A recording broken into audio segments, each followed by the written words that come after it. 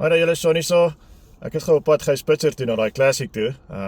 Dit goed gedink om gou hier by die engine te stop hier by net so voor Sasolburg. Ek het Ramaan gepraat, hy het net gevra ek moet 'n videoetjie gou maak. 28, 29 Augustus, natuurlik soos julle weet, Legends Pro Angling het 'n opening day en dit is daar by die Fall Mall. Israel daar gaan daar wees met 'n paar ambassadeurs.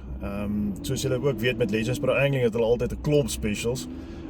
En soos genoem wat ek met Ramaan gepraat het ons ook dit goed gedink om ook 'n lekker special te run vir natuurlik ook die 28ste en 29ste. En dit gaan wees, jy kan 'n set koop van Israel se harrefluits, daai 5 nuwe harrefluits wat in die mark is. En ek praat onder korreksie, maar ek dink is amper 20% afslag wat jy gaan kry sou jy 'n hele set koop. Dit is basically regtig mense, dis verniet. So ja, natuurlik daai rosemary, daai lekker geur is ook daar tussenin. So wat almal so oor praat en dan sien ek regtig uit om julle te sien op 29 Augustus saam met 'n paar van die Israeliese ambassadeurs. Daar gaan 'n paar ou brands wees, 'n paar nuwe brands. En dit gaan net regtig waar een awesome epic dag wees.